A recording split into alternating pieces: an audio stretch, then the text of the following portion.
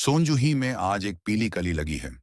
इसे देखकर बेवजह ही उस छोटे जीव की याद आ गई, जो इस डाली की घनी हरियाली में छिपकर बैठता था और फिर मेरे पास पहुंचते ही कंधे पर कूदकर मुझे चौंका देता था।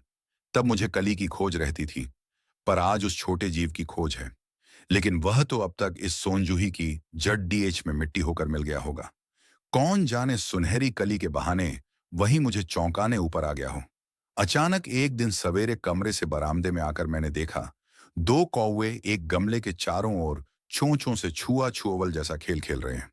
ये काकभुशुंडी भी विचित्र पक्षी है, एक साथ समादरित, अनादरित, अति सम्मानित, अति अवमानित।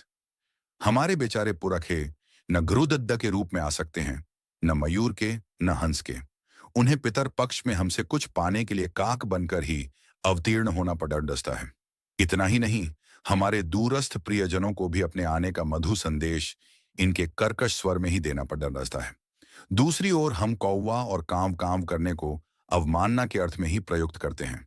मेरे काक पुराण के विवेचन में अचानक बाधा पड़ा डरी, क्योंकि गमले और दीवार की संधि में छिपे एक छोटे से जीव पर मेरी दृष्टि पड़ गई। निकट जाकर देखा, गिलहरी का छोटा सा बच्चा है, जो संभवतः घोंसले से गिर पड़ रहा है और अब कौवे जिसे अपना भोजन बनाने के लिए खोज रही हैं। कौ की चोंचों के दो घाव उस छोटे जीव के लिए बहुत थे, अतः वह निश्चेष्ट सा गमले से चिपटा पड्ढा था। सबने कहा, कौवे की चोंच का घाव लगने के बाद यह बच नहीं सकता, अतः इसे ऐसे ही रहने दिया जावे। परंतु मन नहीं माना। उसे हौले से उठाकर अपने कमरे में लाई, फिर रुई से रक्त पोंछकर घावों पर पेंसिलिन का मरहम लगाया। रुई की पतली बत्ती दूध से भिगोकर जैसे तैसे उसके नन्हे से मुंह में लगाई, पर मुंह खुल न सका और दूध की बूंदें दोनों ओर ढुलक गईं। कई घंटे के उपचार के उपरांत उसके मुंह में एक बूंद पानी टपकाया जा सका। तीसरे दिन वह इतना अच्छा और आश्वस्त हो गया कि मेरी उंगली अपने दो नन्हे पंजों से पकड़ डांटकर नीले कांच के मोतियों जैसी आंखों से इधर उधर देखने लगा। 3-4 मास में उसके स्निग्ध रोए, झब्बेदार पूंछ और चंचल चमकीली आंखें सबको विस्मित करने लगीं। हमने उसकी जातिवाचक संज्ञा को व्यक्तिवाचक का रूप दे दिया और इस प्रकार हम उसे गिल्लू कहकर बुलाने लगे। मैंने फूल रखने की एक हल्की डलिया में रुई बिछाकर उसे तार से खिड़की पर लटका दिया। वही 2 वर्ष गिल्लू का घर रहा। वह स्वयं हिलाकर अपने घर में झूलता और अपनी कांच के मनकों सी आंखों से कमरे के भीतर और खिड़की से बाहर न जाने क्या देखता समझता रहता था। परंतु उसकी समझदारी और कार्यकलाप पर सबको आश्चर्य होता था। जब मैं लिखने बैठती, तब अपनी ओर मेरा ध्यान आकर्षित करने की उसे इतनी तीव्र इच्छा होती थी कि उसने एक अच्छा उपाय खोज निकाला। वह मेरे पैर तक आकर सर्र से पर्दे पर चढ़ जाता और फिर उसी तेजी से उतरता।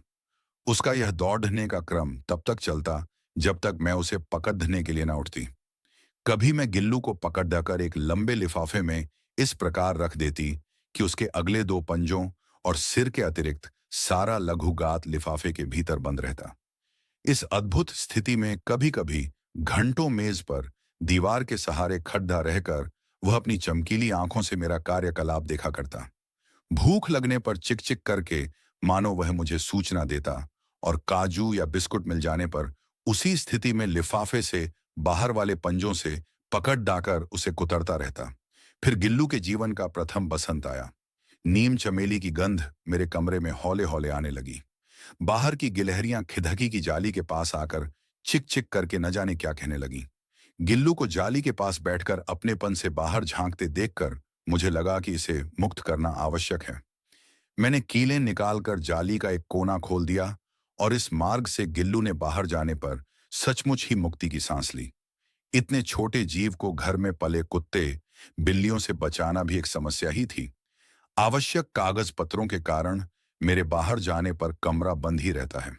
मेरे कॉलेज से लौटने पर जैसे ही कमरा खोला गया और मैंने भीतर पैर रखा, वैसे ही गिल्लू अपने जाली के द्वार से भीतर आकर मेरे पैर से सिर और सिर से पैर तक दौड़ लगाने लगा। तब से यह नित्य का क्रम हो गया।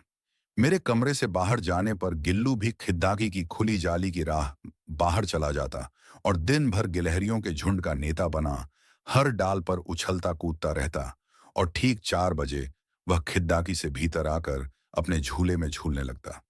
मुझे चौंकाने की इच्छा उसमें न जाने कब और कैसे उत्पन्न हो गई थी। कभी फूलदान के फूलों में छिप जाता, कभी पर्दे की चुन्नट में, और कभी सोनजूही की पत्तियों में। मेरे पास बहुत से पशु पक्षी हैं और उनका मुझसे लगाव भी कम नहीं है, परंतु उनमें से किसी को मेरे साथ मेरी थाली में खाने की हिम्मत हुई है, ऐसा मुझे स्मरण नहीं आता। गिल्लू इनमें अपवाद था। मैं जैसे ही खाने के कमरे में पहुंचती, वह खिड़की से निकलकर आंगन की दीवार, बरामदा पार करके मेज पर पहुंच जाता और मेरी थाली में बैठ जाना चाहता। बड़ी कठिनाई से मैंने उसे थाली के पास बैठना सिखाया, जहां बैठकर वह मेरी थाली में से एक एक चावल उठाकर बड्ढी सफाई से खाता रहता। काजू उसका प्रिय खाद्य था और कई दिन काजू न मिलने पर वह अन्य खाने की चीजें या तो लेना बंद कर देता या झूले से नीचे फेंक देता था। उसी बीच मुझे मोटर दुर्घटना में आहत होकर कुछ दिन अस्पताल में रहना पड़ा। उन दिनों जब मेरे कमरे का दरवाजा खोला जाता, गिल्लू अपने झूले से उतरकर दौड़ ढाता और फिर किसी दूसरे को देखकर उसी तेजी से अपने घोंसले में जा बैठता। सब उसे काजू दे आते, परंतु अस्पताल से लौटकर जब मैंने उसके झूले की सफाई की, तो उसमें काजू भरे मिले, जिनसे झांत होता था कि वह उन दिनों अपना प्रिय खाद्य कितना कम खाता रहा। मेरी अस्वस्थता में वह तकिए पर सिरहाने